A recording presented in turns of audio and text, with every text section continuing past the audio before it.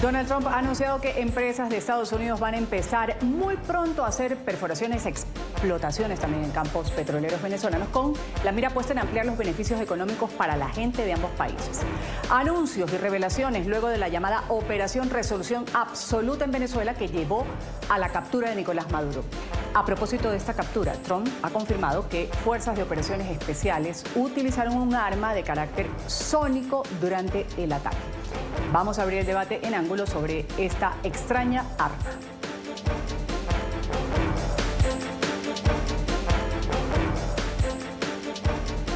¿Cuál fue la extraña arma que ha usado Estados Unidos en la captura de Maduro? Las declaraciones del presidente estadounidense se conocieron en medio de una entrevista con News Nation. A mi parecer, Donald Trump se mostró algo inseguro de querer hablar al respecto en la primera parte de su respuesta. Confirmó después el uso del arma sónica. Agregó además que ningún otro país contaba con herramientas como esa.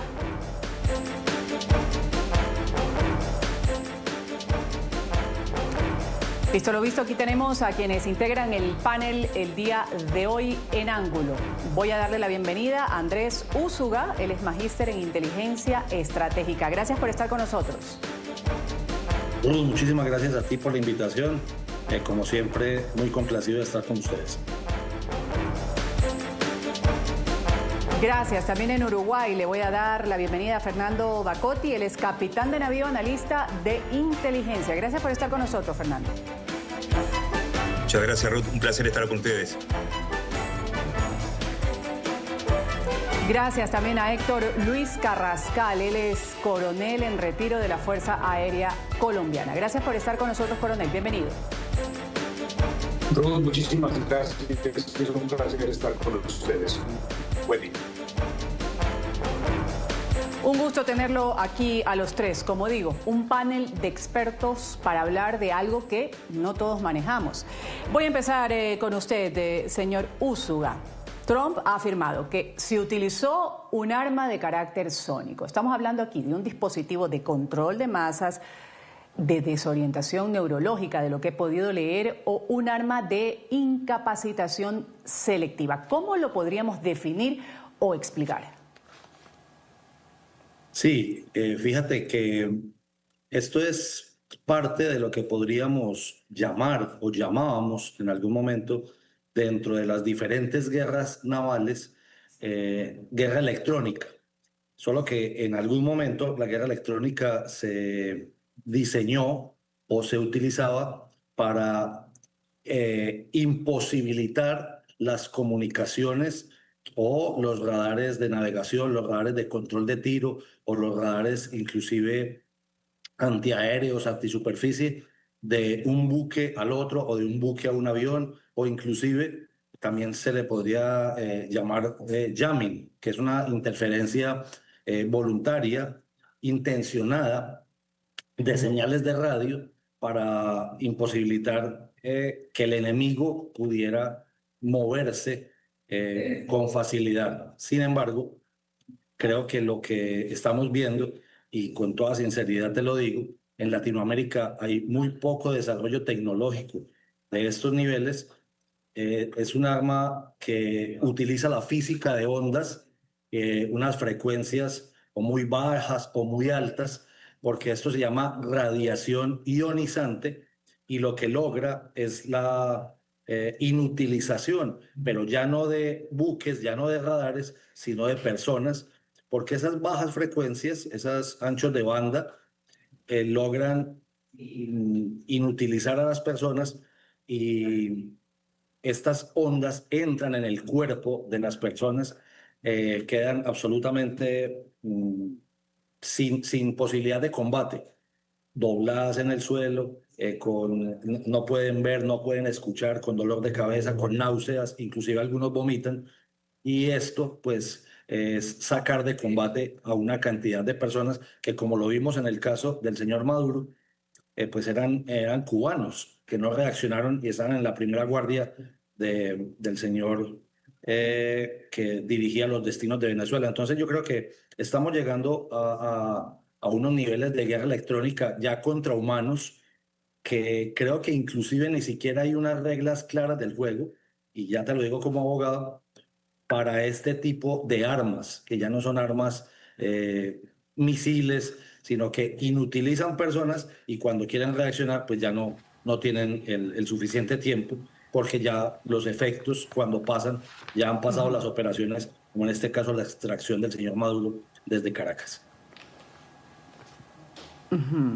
Efectos contrahumanos. Ya vamos a ahondar en ese término que usted ha expresado, Andrés. Voy a darle la palabra a Fernando Bacotti y preguntarle además, Fernando, ¿existen antecedentes documentados del uso de este tipo de armas sónicas en operaciones reales que se hayan dado, como la que explicó muy someramente Donald Trump que habría utilizado en el operativo que dio con la captura de Nicolás Maduro? Gracias por la pregunta. En realidad, estamos viviendo la época de las guerras modernas, ¿verdad? Y esto es una doctrina a la que yo le llamo incapacitar sin destruir. Es la nueva doctrina del uso de la fuerza. Como tú bien dijiste, en entrevistas públicas recientes, el presidente Donald Trump fue bastante ambiguo en la respuesta que dio, ¿verdad? Y yo creo que fue deliberadamente ambiguo, porque en la operación de terminación absoluta o Absolute Resolve, se utilizaron armas de todo tipo, inclusive los explosivos, los aviones que estuvieron incapacitando, haciendo la guerra electrónica, como bien decía el colega, son de última generación. La tecnología a tope para este tipo de operaciones. Esta operación es paradigmática. En cuanto a la tecnología, en realidad, Ruth y colegas, no es nueva. Es algo muy antiguo que se llamaba anteriormente concusión.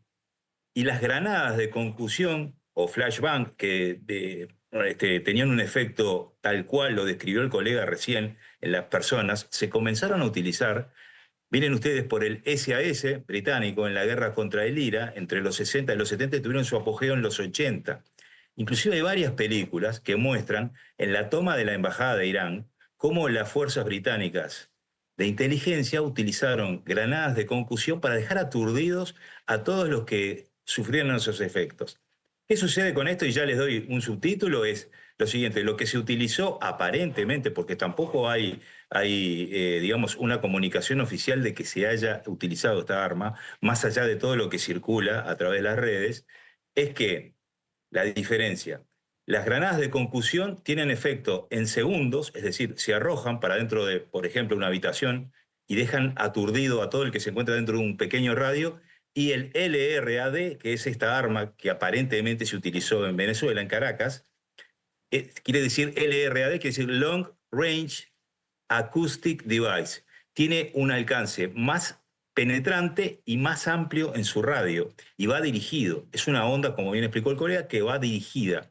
Y sí se ha utilizado en el Medio Oriente, en la guerra de Gaza, se ha utilizado para deponer también al Assad en Siria, y se está utilizando actualmente esta arma. Lo que sucede es que todavía en lo que se llaman las reglas de la guerra no está determinado su utilización legal. Todavía hay aspectos en lo que hacen a qué puede afectar al ser humano que no están regulados. Y ese es el peligro, ¿verdad? Y por supuesto que yo creo que el presidente Trump no sabría mucho de lo que estaba hablando y fue muy ambiguo. Pero como nos tiene acostumbrados a veces, la ambigüedad también es un mensaje que genera cierto nerviosismo en quien lo escucha. Gracias.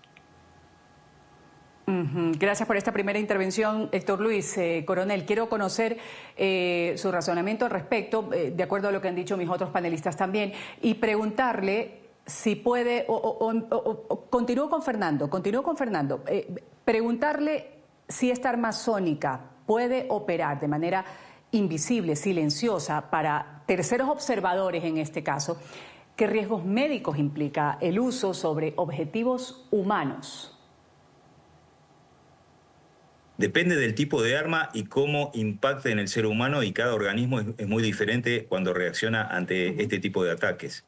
En realidad puede provocar esos síntomas de los cuales se habla y reitero, no hay un comunicado oficial que diga tantas personas sufrieron vómitos, sangrados nasales, como se habla, o sangrados por los oídos. Y para mí, mi modo de ver, todavía falta regular mucho esto. La utilización de este tipo de armas sobre población civil, ¿verdad? Que es lo que se habla. En realidad, lo vuelvo a repetir, creo que lo que estamos viendo no es tanto una nueva arma, sino una nueva forma de usar la fuerza. Incapacitar sin destruir, controlar sin escalar. Antes de continuar con Héctor Luis Carrascal, que me acompaña, coronel en retiro, tenemos inmediatamente un reporte de ángulo de NTN 24 sobre estas armas sónicas. Coincide en muchos puntos con estas primeras intervenciones de mi panel. Vamos a revisar la nota y volvemos inmediatamente con la discusión. En cuanto en Venezuela, hubo un arma que se utilizó, un arma sónica, que eliminó muchos de los guardaespaldas cubanos que solían defender a Maduro. Mucha gente vio los detalles de esa arma y estaban preocupadas. ¿Es algo que los estadounidenses deban temer? ¿Algo que está combatiendo? Bueno, es algo que nadie más tiene. Tenemos armas que nadie conoce ahora. Y diría que es bueno no hablar de ellas en este momento, pero son armas increíbles. Fue un ataque increíble. No olviden que esa casa estaba en medio de un fuerte, de una base militar grande, uno grande, lleno de soldados. Nuestros soldados hicieron el trabajo, no perdimos a nadie. Este tipo de arma a la que hace referencia el presidente Donald Trump representa uno de los ejemplos más avanzados de la tecnología militar moderna. Usan ondas de sonido de alta densidad que pueden ser audibles o inaudibles para incapacitar, dispersar o neutralizar a una o más personas. Generan desorientación, náuseas, mareo, problemas para dormir y dolor al afectar el oído y el sistema nervioso, al alcanzar frecuencias específicas que van más allá de la audición promedio humana, que según la OMS no debería superar los 70 decibeles de exposición continua. Estas frecuencias específicas están divididas en las que miden qué tan agudo o grave es, como el ultrasonido o muy altas, por encima de los 20 kilohercios. Infrasonido, que son muy bajas por debajo de los 20 kilohercios, y en sonidos muy fuertes según su intensidad, más de los 120 decibeles. Coronel Carrascal, ¿hay tratados internacionales que regulen o que prohíban este tipo de armamento? Ya lo habíamos desarrollado un poco. Quizás pueden existir daños neurológicos, auditivos al momento de utilizar esta arma. ¿Cuál es su criterio? Adelante. Gracias, Ruth. Definitivamente estamos enfrentados a nuevas amenazas, estamos enfrentados a nuevas armas y, por supuesto, la capacidad innegable es bien importante porque creo que las reglas del derecho internacional humanitario sobre sufrimientos innecesarios y empleo de explosivos en esos entornos civiles, pues por supuesto irán muy de la mano en contra de los derechos internacional humanitario. Pero realmente hablando de un nuevo uso de las armas, y pensaría yo que el uso focalizado de estas tecnologías ya usadas desde el flashbang, como lo comentó el colega, que se usa comúnmente en el control de disturbios, en el control inicial de la toma o retoma de rehenes o rescate de rehenes específicamente, pues estos mismos principios actuados de una forma contundente y puntual, pues pueden generar daños como los que hemos observado, los que han reportado el sobreviviente de este ataque en Venezuela o de esta captura del dictador Maduro en Venezuela. Me parece importante es específicamente lo que habló también el colega Fernando, hablando sobre la reglamentación y el rechazo que puede haber en el uso indiscriminado de este tipo de armas. Finalmente entra dentro de la categoría de armas no letales, pero al utilizarse de una manera indiscriminada entre comunidades civiles, etcétera, pues entrarán en disposiciones completamente diferentes. Creo yo que el marco legal es importante que se desarrolle, pero definitivamente se logró una operación magnífica con empleo de armas de muy gran capacidad, con un daño infinitamente mínimo, considerable, que sacaron a un dictador dentro de una protección como la que hemos podido contemplar en las noticias. Andrés Usuga, dice el coronel Carrascal, armas no letales, pero me quedo con ese término que me quedó rondando un poco en su primera intervención, contrahumanas. ¿Cómo se explica esto de armas no letales, pero contrahumanas, hablando también de secuelas o riesgos que puede ocasionar en las personas que están, que a la final es el objetivo de utilizar ese tipo de armas?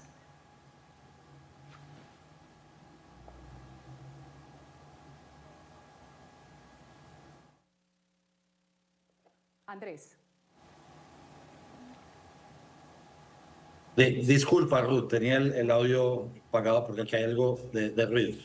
Te decía que sí es muy importante entender algo que creo que algunos otros medios de comunicación tampoco lo han notado, y es la situación de que la operación de extracción de Maduro, más que una operación de guerra, como si fuera una guerra regular entre los Estados Unidos y Venezuela, fue una operación más de corte policial, porque pues había una orden de captura del señor Maduro por parte de las autoridades judiciales de los Estados Unidos. Entonces yo creo que inclusive vamos a tener un poco más de problemas, porque si bien es cierto, y como lo decía el coronel Carrascal, es complicado ponerle un marco jurídico a un tipo, y estoy de acuerdo con el colega también, en que no es una nueva arma, sino una nueva forma de utilizar la física de ondas, las frecuencias, los campos electromagnéticos en contra de personas, y ya no solamente de radares. Creo que estamos entrando en una nueva dinámica, también con lo de los drones, que llegamos ya ni siquiera a guerras de quinta generación, como se ha venido hablando dentro de las doctrinas de las academias de guerra, sino adicionalmente en guerras de sexta generación, porque la inutilización de humanos, inclusive, pues decir que no van a matar una persona porque le estén lanzando radiaciones ionizantes, pues es bastante discutible, pero al mismo tiempo es decir que no lo estás destrozando, que no estás, no sé, arrancando un pedazo de su cuerpo, o donde no se ve sangre específica, pero dañaste su cerebro, dañaste su vista, dañaste su oído, dañaste su movilidad. Creo que se requiere de forma urgente la intervención de los marcos jurídicos internacionales, y creo que el derecho internacional humanitario, la Convención de Ginebra y los protocolos adicionales del año 77 creo que no serán suficientes, o no serán suficientes en este momento para ver lo que está pasando, aunque hace mucho tiempo se esté utilizando desde la guerra electrónica, pero no se había visto cómo se hizo por parte de la Delta Force, en este caso específico del dictador Maduro en Venezuela. Fernando, armas de las que nadie sabe, decía Donald Trump en esta entrevista, hablando un poco de ese poder secreto, al hablar también de rendición de cuentas, cuando un presidente dice que posee armas que nadie conoce, ¿qué nivel de secreto es compatible, por ejemplo, con la supervisión democrática? Bueno, yo creo que respeto mucho lo que están diciendo mis colegas, por supuesto, y aprendo. Pienso que en esta área y en esta época que estamos viviendo, particularmente las grandes potencias manejan armamento que todavía no está liberado al público, su verdadero poder y la tecnología. Porque estamos en épocas de guerras híbridas, como ya lo hemos hablado varias veces, Ruth, y entonces una parte muy importante de la guerra híbrida es la desinformación o las campañas de información dirigidas, ¿verdad? Entonces, imagínense ustedes el terror que está inoculando el presidente Trump a sus enemigos o potenciales enemigos, revelando que tiene armas que nadie las conoce. Para mí existe una gran campaña, y muy bien llevada adelante, por cierto, de este tipo. Pero no nos olvidemos de que no fue solo el arma sónica lo que definió este operativo y lo que digamos, terminó con ser un operativo exitoso. Hubo aviones de guerra, aviones cazas, que se dedicaron exclusivamente al apagón informático en todo Caracas. Hubo otro tipo de aviones que lanzaron explosivos dirigidos con alcance determinado. Hubo otros aviones cuyos pilotos portaban cascos que adquirían las imágenes reales de las personas que iban caminando con un sistema que se llama Gait Recognition, que estudia los pasos de la persona. Y mediante la forma de caminar de una persona hoy en día, es como un ADN, todos caminamos diferente, no todos caminamos igual. Y todo ese conjunto de información que va en un casco de un piloto de estos aviones de última generación, es que pudieron realizar este tipo de operación. Fíjense que hasta un radar Doppler puede ir integrado a este tipo de armamento, a este tipo de plataforma aérea como un avión de combate y hacer una especie de análisis de estrés mediante un ecocardiograma o similar desde el aire, sin tener que tocarlo al individuo una vez que lo tienen adquirido. Miren de lo que estamos hablando. Es decir, la guerra está llegando a unos niveles insospechados y por cierto que va a haber que regular todo esto. Sin duda, pero también les digo, sin duda, que en la operación de Caracas, y yo lo he escrito, la intención no fue destruir todo lo que había, sino fue muy concreto, y fue también, coincido que fue como una operación policial o una operación antisubversiva o de ese tipo. Fue muy concreta la operación, con mínimas bajas. Las bajas que hubieron no fueron por el arma sónica, digamos la verdad. Los cubanos no creo que ninguno haya fallecido por la utilización del arma sónica, si la hubo. ¿Qué fue lo que ocasionó estas muertes, Fernando? Los disparos, Ruth. La Delta Force maneja un armamento en el tema de infantería, el armamento de asalto, de muy alta precisión y de alta generación, y que dispara un volumen de fuego muy grande, a lo que no estamos acostumbrados aquí en Latinoamérica, que nuestros países tienen otro tipo de armamento. Ahora, Estados Unidos está en un nivel en donde interviene en un conflicto como los del Medio Oriente, en África, hace intervenciones y tiene fuerzas de reacción rápida para cualquier situación en cualquier parte del mundo prácticamente. La diferencia es que 20, aproximadamente lo que se dice, 20 operarios mataron a todo el resto. Ahora, con respecto a esto último, coronel Carrascal, que afirma Fernando Bacotti, sobre todo este operativo, estas armas, yo insisto, ¿no? ¿Quién controla que este tipo de tecnologías que se están usando no violen convenios internacionales, por ejemplo? Bueno, entraría yo a pensar que, por supuesto, Ginebra, y creo que Andrés Usuga nos podría ampliarme ese tema desde el punto de vista legal, pero por supuesto que las normas generales del DIH en daños adicionales o innecesarios en el uso de las armas entrarían a regular este tipo de armamento. Y por supuesto los países con una gran potencia como los Estados Unidos tienen una legislación muy importante. Tomo el lugar, por ejemplo, en la aviación en general, volar una aeronave por encima de la velocidad del sonido puede causar daños a la población debajo de ese vuelo.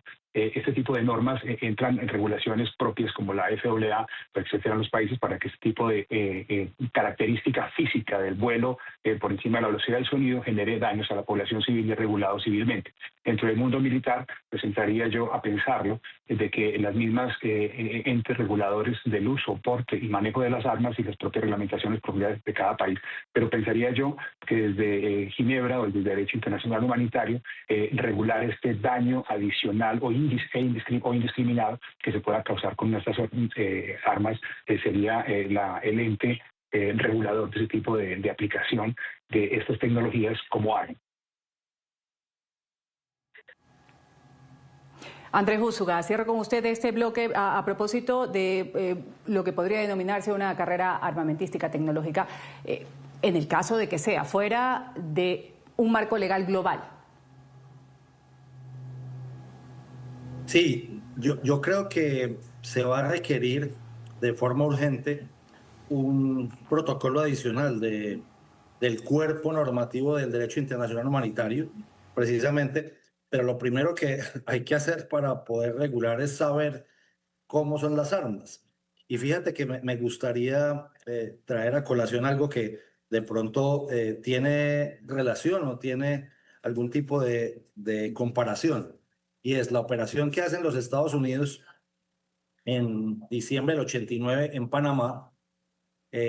No sé si lo recuerdan, fue por medio de sonido también, con unos baffles grandototes, grandísimos, poniéndole música rock, inclusive específicamente de Guns N' Roses, del grupo de rock de la época, pero afectaba pues, a todas las casas que estaban anexas al Palacio Presidencial en Ciudad de Panamá. creo que es algo similar en un tema que afecta a sonido, pero específicamente o dirigido simplemente a los combatientes o a quienes estaban haciendo parte del anillo de seguridad del señor Maduro. Entonces, sí, definitivamente es un tema que no conocemos sin conocer las armas, porque es que dependiendo del tipo de guerra, dependiendo del tipo de armas para cañones, para misiles, para cada una de las armas y la tecnología que va avanzando, se va poniendo un marco legal. Es precisamente la función del derecho. El derecho es las normas para limitar el poder, pero si no conocemos aún cómo funciona ese poder, Andrés, imagínate lo complicado que es poner o diseñar unas normas para limitarlo. Creo que es un llamado urgente desde este programa a la comunidad internacional a que se busque un cuerpo normativo importante, pero lo que también es más importante es que las potencias, creo que no solamente Estados Unidos lo tiene, sino que otras potencias que tengan algún tipo de estas armas puedan hacerlo o puedan regular el marco normativo. Debo irme a pagar un corte comercial de forma inmediata. Me estaba pidiendo la palabra Fernando Bacotti. Al regresar, empiezo con usted. Aquí en Ángulo estamos hablando sobre esta afirmación de Donald Trump que dice que Estados Unidos posee tecnología secreta como la usada en el operativo de captura de Nicolás Maduro.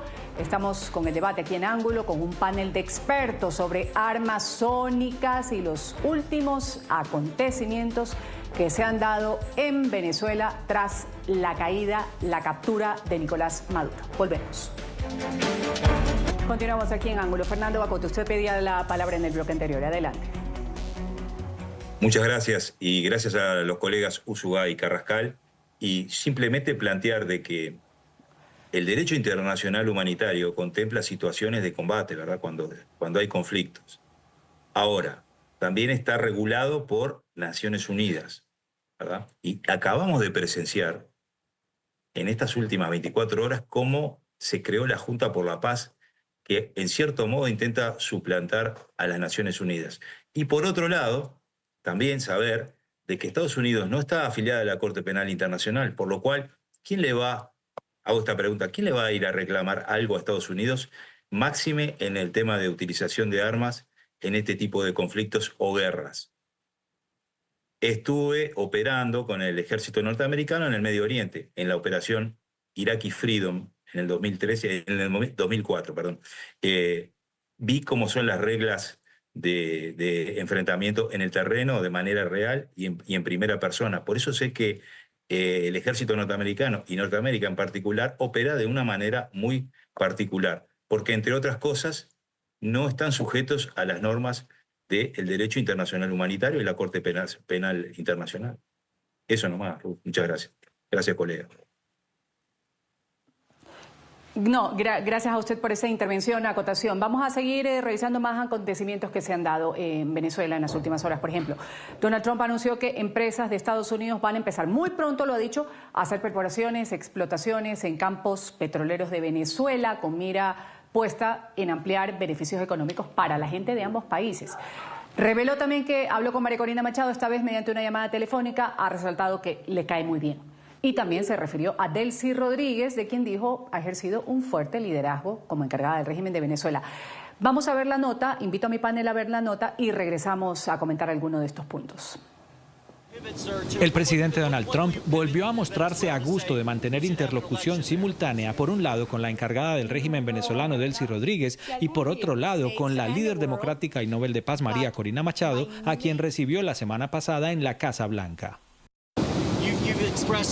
Usted mencionó a Venezuela, expresó optimismo en su relación con Delcy Rodríguez. ¿Planea dejarla en el poder? Pues ahora mismo tiene un liderazgo muy fuerte. Quiero decir, está demostrando un liderazgo muy fuerte. Donald Trump fue un poco más allá. Reveló que tras su reunión de la semana pasada, ayer jueves desde Suiza, tuvo una llamada telefónica con la líder de la esperanza venezolana, María Corina Machado. También hablé hoy con María Corina Machado y como bien saben, me cae muy bien, pero Delcy ha demostrado un liderazgo muy fuerte hasta ahora, debo admitirlo. Por ahora, el presidente de Estados Unidos no abre la puerta a que en el corto plazo sus planes contemplen una convocatoria electoral en Venezuela. ¿Cuándo cambiarán de postura en Venezuela y decidir tener elecciones allí? Primero que todo, ustedes saben, nosotros tenemos que recibir mucho dinero, tenemos que recuperarlo ahora mismo. No viven bien por lo que ha sucedido durante años. En realidad, son años de socialismo y peor. Es peor que el socialismo. Desde su avión de regreso entre Davos y Washington, Trump hizo un anuncio altamente noticioso sobre las nuevas fases de explotación petrolera de Estados Unidos en Venezuela. Vamos a empezar a perforar muy pronto. Tenemos a las empresas más grandes del mundo, las tenemos y van a entrar. Todas están negociando ahora mismo y estamos representando a la nación. Eso hará dos cosas. Le hará ganar mucho dinero a Estados Unidos y también le hará ganar mucho dinero a Venezuela, pero también bajará aún más los precios del petróleo. Como bien saben, tenemos precios del petróleo por debajo de los $2.30 por galón en muchos casos y también en numerosos casos 1,99 por debajo de $2. El presidente de Estados Unidos ratificó que su administración tiene el control del mercado petrolero venezolano y de la repartición de sus ganancias. Más de 50 millones de barriles de petróleo ya han ingresado o están ingresando a Estados Unidos y hay muchos más en camino. Y estamos trabajando con ellos y ellos recibirán parte de eso y nosotros recibiremos parte de eso. Y se dividirá y nuestro país se enriquecerá. Eso significa que sus impuestos bajarán y que les irá mejor. Donald Trump pronosticó que tras la caída de Maduro a Venezuela llegará la prosperidad basada en su riqueza petrolera. A Venezuela le irá mejor que nunca, incluso con nosotros recibiendo una parte muy justa. A Venezuela le irá mucho mejor que nunca. Será muy rica. Esta semana en declaraciones públicas, Donald Trump anunció que baraja la posibilidad de involucrar a María Corina Machado, líder de las Fuerzas Democráticas, en algún momento de las fases hacia la transición en Venezuela. Coronel Carrascal, a criterio suyo se anuncia, ahí veíamos apertura de campos petroleros de empresas de Estados Unidos y la pregunta que resalta aquí es si el petróleo fue la parte central de esta operación. ¿Cómo lo ve usted cuando ya han transcurrido algunas semanas de aquel 3 de enero? Bueno, de manera personal, todos estos recursos naturales son muy importantes, pero creo yo que en los vecinos justo al lado de una gran nación como los Estados Unidos, pues no es posible que estén sucediendo barbaries como lo sucedía en Venezuela. 8 millones de venezolanos por fuera de su territorio, creo que es un reclamo suficiente alrededor del mundo para reclamar nuevamente la libertad y la democracia y las posibilidades que puede tener cualquier ciudadano en el mundo.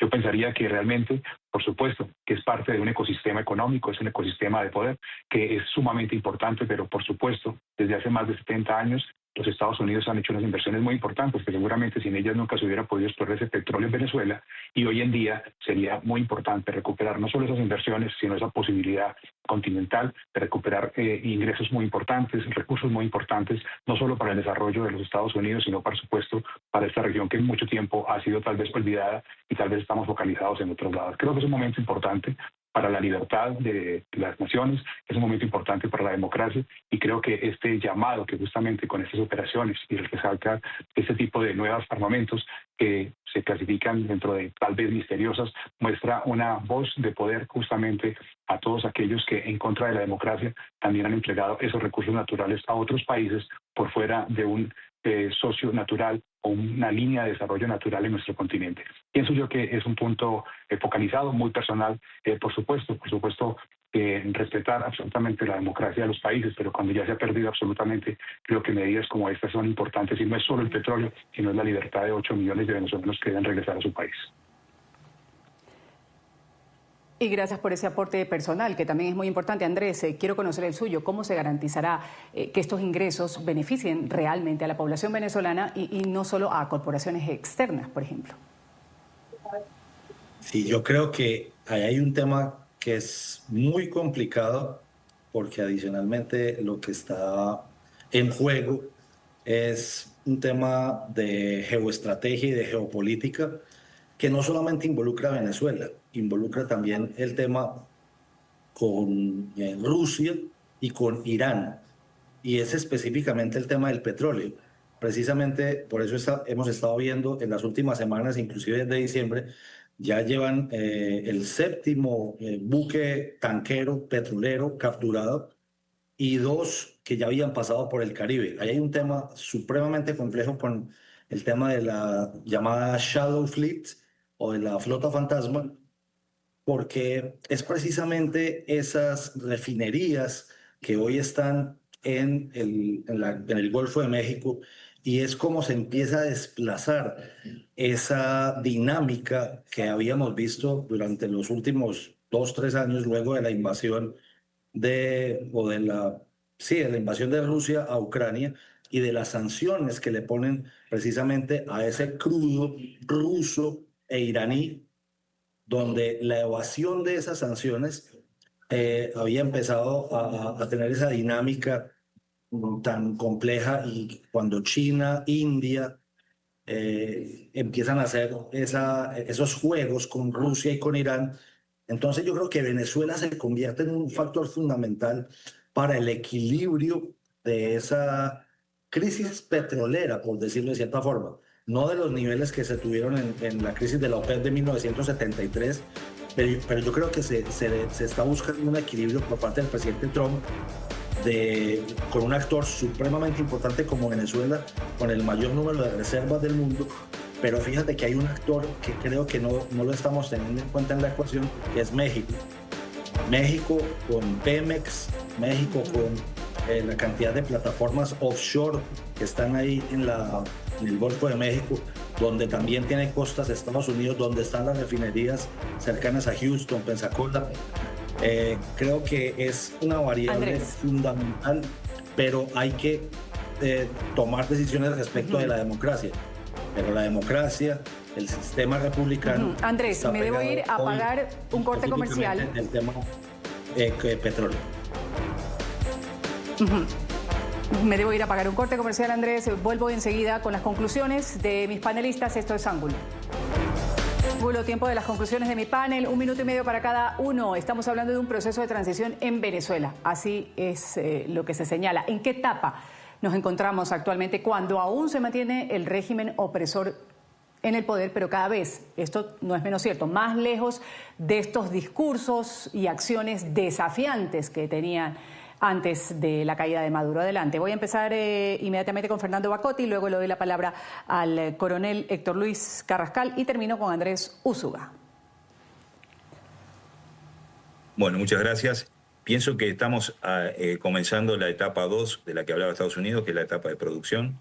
Después vendrá la última, que es la de transición. Y creo que son 2 etapas que se pueden ir solapando, ¿verdad? A medida que pase el tiempo, que, dicho sea de paso, está transcurriendo bastante rápido para lo que se podía esperar.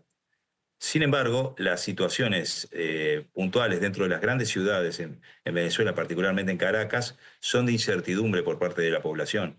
Hay un gran operativo militar desplegado en las calles, están haciendo controles de la población civil, ¿verdad? Entonces yo pienso que todavía va a llevar aproximadamente unos 4 meses más el normalizar esta situación.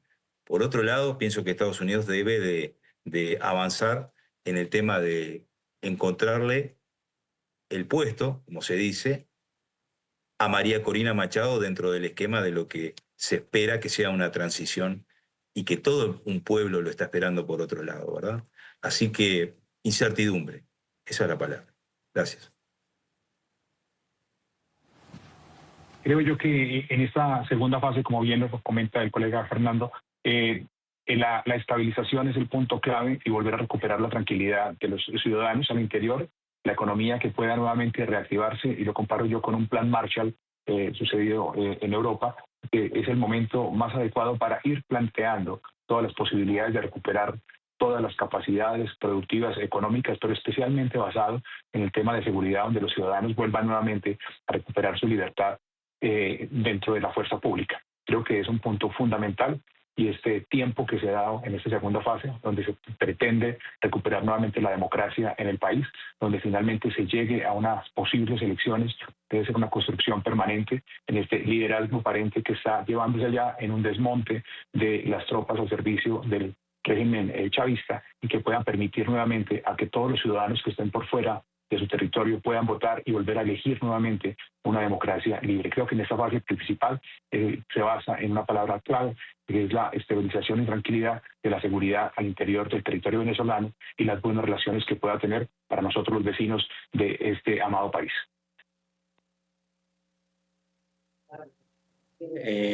Ruth, yo creo que como conclusión, la segunda etapa precisamente va a estar llena por parte de los Estados Unidos de operaciones de información. Precisamente coincido con el colega, el capitán uruguayo, donde va a estar lleno de mensajes lanzados desde la oficina oval de Washington, pero en Venezuela creo que aún se mantiene el régimen hasta que no pues salgan de la ecuación el señor Vladimir Padrino López y el señor Diosdado Cabello, y hay personajes pues todavía muy oscuros, pero creo que lo más importante es avanzar en el tema de la liberación de los presos en Venezuela y el mensaje o los mensajes que envía Estados Unidos, no solamente respecto del tema de Venezuela como laboratorio, sino los mensajes que le está enviando como operación de información también a China y a Rusia,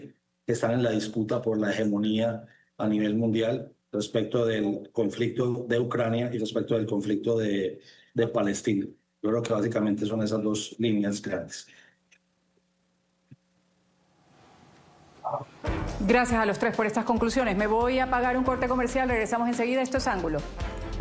Voy a agradecer a quienes han participado en el panel de Ángulo el día de hoy. Andrés Úsuga, magíster en inteligencia estratégica. Gracias, Andrés. Hasta una nueva oportunidad.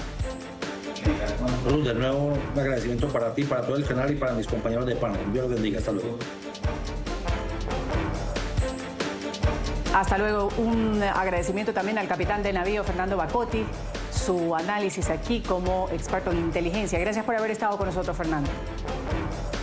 Muchas gracias, Ruth. Muchas gracias a los colegas Úsuga y Carrascal y a todo el equipo de NTN 24.